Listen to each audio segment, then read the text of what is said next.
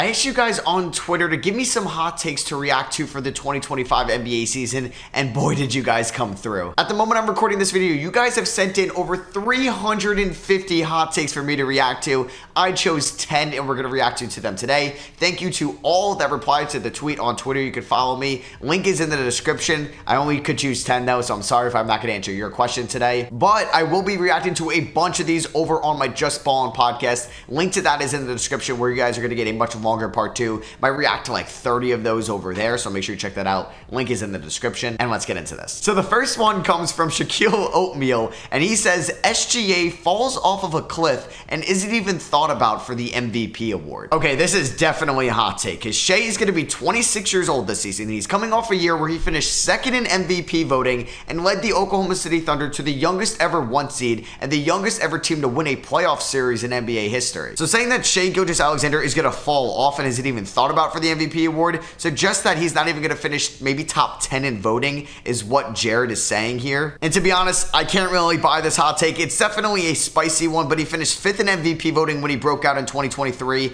averaging 31.5 points. Last year, he still was a top 10 guard defender in the NBA and averaged 30 points and finished 2nd in MVP voting. Now, maybe if the Thunder added like a Paul George this offseason or another primary scorer that is going to average 25 points a night, and maybe that could drop off Shea's play a little bit and he was going to average maybe 24, 25 points, I could buy into this take a little bit more. But they added Isaiah Hartenstein, who's not known for his scoring, more for his defense. And they also added Alex Caruso, who's not known for his scoring, but more for his defense. Guys they drafted like Nikola Topic, Dylan Jones, AJ Mitchell, really aren't going to dig into Shea's scoring this year whatsoever. Do I think Chet and J-Dub could score more? Yes, but I still think Shea is going to be one of the best scorers in the NBA, and is going to finish top 5 in MVP voting. So I'm going to have to disagree with Jared here. Next one comes from Cameron, and he says that the Sacramento Kings go to the Western Conference Finals. Now, I definitely like the Sacramento Kings offseason as a whole. They re-signed Malik Monk in what I thought was a team-friendly contract. I thought there was a risk that he was going to leave in free agency, maybe to an Oklahoma City or in Orlando, a team with cap space. But no, he stays with Sacramento. I love them getting Devin Carter in the draft. There could be some really fun defensive lineups with Keon Ellis, who came on to the scene after the All-Star break last year as an elite perimeter defender, and Devin Carter out there at the same time.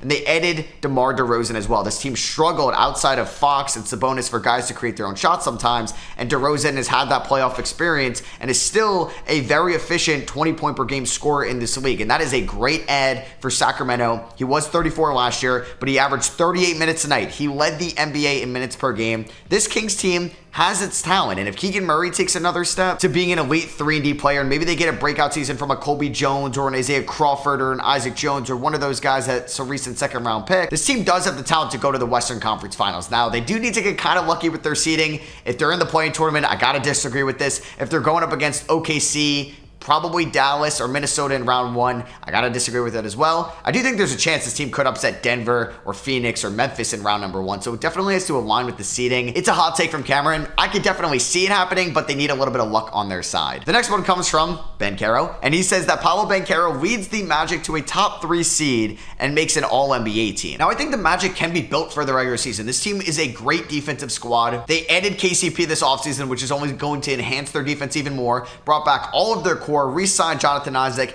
and Franz Wagner, Mo Wagner, and Goga Bitadze for some big man depth as well. This team could also get an emergence from an Anthony Black, a Jed Howard, or Tristan Da Silva this season. And then I haven't even mentioned Paolo Banchero and Franz Wagner together as a duo and what this team could be in the Eastern Conference. I think I do like 5 other teams to make it to the Eastern Conference Finals over them, but I can 100% see this team be very good in the regular season. They're young, they're healthy, they're deep. Believe they can be a top 3 squad, and if that happens, I'm also on the train that Paolo Banchero can make an All-NBA 3rd team. Definitely. I think he could be one of the top 15 best players in the NBA next season. He was an All-Star last year as a 21-year-old, averaging 22.5 points, 7 rebounds, and 5.5 assists. I thought he took strides defensively. Now, he does need to work on his outside shot and his overall efficiency a little bit more, and if that comes around in his age 22 season, he's still incredibly young. He can most definitely be on an All-NBA team next year, so I am buying this hot take. Next one comes from NBA Draft Point, and he says Miami's going to overperform based on how they're projected. Solid core full of playoff experience that was for the most part injured last year. Make or break season for Butler and Hero. Underrated young core with Jaquez, Ware, and Jovic, and the addition of Terry Rozier, which we haven't even seen in full effect yet.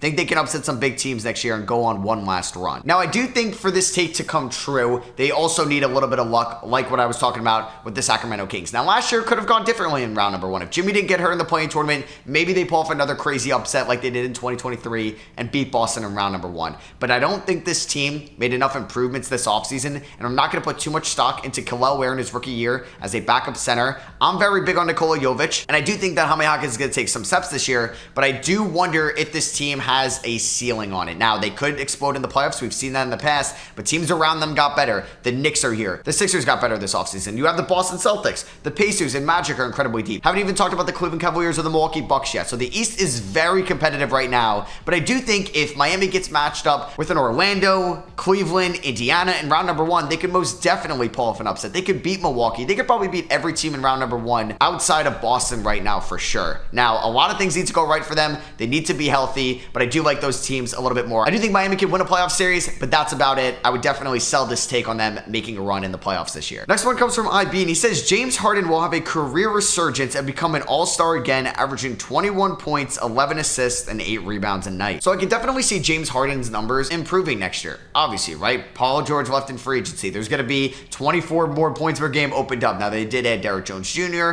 and Chris Dunn and some other names this offseason, but James Harden is in a prime position to average the most amount of points he's had in 2 years. We say this every offseason. This is going to be the year that James Harden reverts back to what he was in Houston. I don't think we're going to see that Harden anymore. Maybe we get glimpses of what he was in his early days in Philadelphia or his days in Brooklyn even. I don't think he's going to be nearly the scorer he was in Houston. I could see him averaging 21 points again because 16 last year did seem a little bit low for Harden. Now that he's the clear number 2 option, he could average over 20 points per game. And in maybe a Kawhi Leonard injury, which seems to happen every year. And Harden is in line to be the number 1 scoring option in LA. So I actually do think he averages over 20 points per game this year, but I do not think he's going to be an all-star. It's a loaded Western Conference, and I don't think the Clippers are going to get 2 all-stars. So maybe if Kawhi isn't an all-star, Harden can get in. But if Kawhi is getting in, I don't think Harden will as well. We got a New York one here, and it's from Anthony Volpe Enthusiast, and he says Jalen Brunson takes the Knicks to the finals and wins the MVP award. As a Knicks fan, obviously, I would love this hot take to come true. I do remember last year in a hot take video talking about Jalen Brunson winning MVP, and I'm like, that's kind of crazy. And he finished 5th in MVP voting, which is definitely higher than anybody would have thought going into last year's season. Now you are adding Mikal Bridges, who could score a decent amount, a fully healthy Julius Randle, hopefully a fully healthy OG Anunoby. I do wonder if there's an opportunity for Brunson to average 29 points per game next year. I do think it's going to go down slightly. He's going to go back to what he was in the 23 season, average around 24, 25, 26 points per game. And unless Brunson is going to elevate his playmaking ability and average double-digit assists every night, I don't think Brunson's going to win the MVP award. And if he's going to average, once again, around 6 assists a night, 7 assists a night, I think he's got to win the scoring title or come close to doing it. And the Knicks need to be the 1 seed in the Eastern Conference and maybe improve on the defensive end of the floor as well. The NBA is very talented. You're going up against Embiid, Jokic, Shea, Luka, and some other people to get the MVP award. Brunson needs to stand out from the rest. He wasn't even on All-NBA first team last year. I'm going to sell the hot take that he's going to win MVP, but I do think he could take the Knicks to the finals, and he may mean just finals MVP, and if the Knicks win the finals, yeah, I think he's going to get finals MVP from the squad. This Knicks team is built to go up against Boston in a 7-game playoff series. They have the wing defenders in Mikal Bridges and OG Anunoby to go up against Jaylen Brown and Jason Tatum. I think they match up well against Milwaukee and Philadelphia, and basically any team in the NBA, to be honest with you. They do lack a little bit of size in that front court if they're going up against an Embiid, though, or Jokic or Giannis in the playoffs, but I do think they have the offensive game and the defensive game to make a run. So yeah, I think the Knicks can win the finals this year. Next one comes from Zach, and it's a Lakers hot take. He says that JJ Redick wins Coach of the Year as he gets the Lakers to win the Pacific Division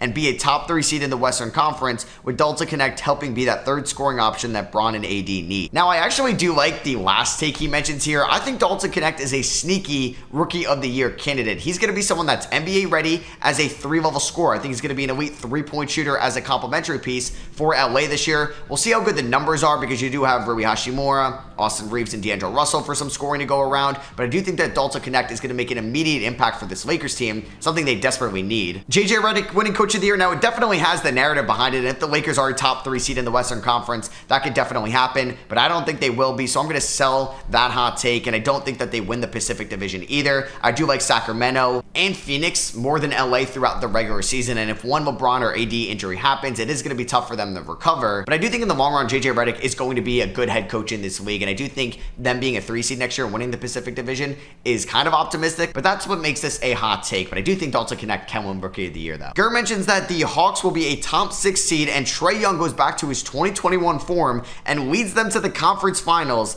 and Zachary Risache wins Rookie of the Year. Now, this is definitely a hot take. Trae Young was injured last year. He did miss 28 games. In the 2021 season, Trae averaged 25 points and 9.5 assists. Last year, he averaged 26 points and 11 assists. He was also more efficient last year as well. Now, he didn't really have a chance for the Hawks to do anything in the playoffs since they got bounced in the first leg of the play-in tournament. They did trade DeJounte Murray to the New Orleans Pelicans for Dyson Daniels, Larry Nance, and future draft capital. They took Zachary Risache with the #1 overall pick. They still have Clint Capella on their roster, but they're expecting a breakout this year from Jalen Johnson. Now, this Hawks team has some talent. It definitely does, but I mentioned all those good teams in the Eastern Conference. I don't think they get there. The East was a lot weaker in 2021. They went up against a Knicks team that was led by Julius Randle and then Derrick Rose, RJ Barrett, Alec Burks, and Nerlens Noel. Yeah, it's not that Eastern Conference anymore. Even if this team makes it to the playoffs, I think they're a first-round exit. Maybe this could happen in 2026. We'll see what happens with them in the 2025 offseason, but I think it's more likely that Zachary Risache wins Rookie of the Year than any of those first takes in this tweet happen. Second to last one comes from David, and he says that Zion Williamson will end up top 3 in the MVP voting. Now, I don't think this is crazy whatsoever. What if the Pelicans have an elite regular season?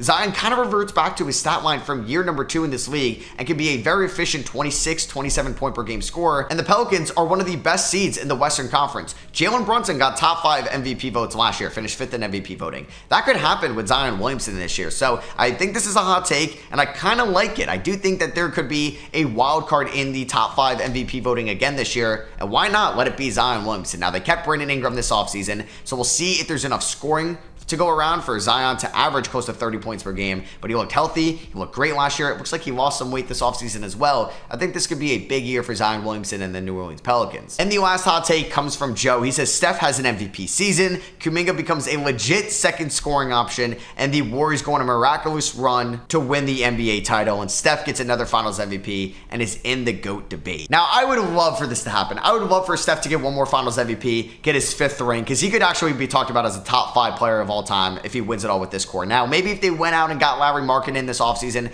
I could see that, or landing Paul George or Jimmy Butler, but this Warriors team does lack a number 2 scoring option. Klay Thompson is now a Dallas Maverick. They've replaced him with D'Anthony Melton and Buddy Hield. Now, I did tweet out that I do think this is one of the deeper Warriors rosters we've seen since that 2022 season, but I don't think that is going to be enough talent for them to make a run in the playoffs. I do think they can get there. I think they can be a playoff team, and yeah, anything could happen in the playoffs, but I do wonder if teams are double teaming Steph, who is stepping up on this team. And Joe thinks that it could be Jonathan Kuminga. I do worry about the outside shot and the consistency there, but I do think this team can withstand injuries and be a playoff team this year. I just can't say that they're going to be a finals team. So that is going to be for me. I hope you guys did enjoy me reacting to your hot takes for the 2025 NBA season. Let me know what you guys think about these hot takes in the comments below, and I'm sure at the end of this regular season, we will be reacting to this video. So I hope you guys did enjoy. I love you guys, and I'll catch you on the next one.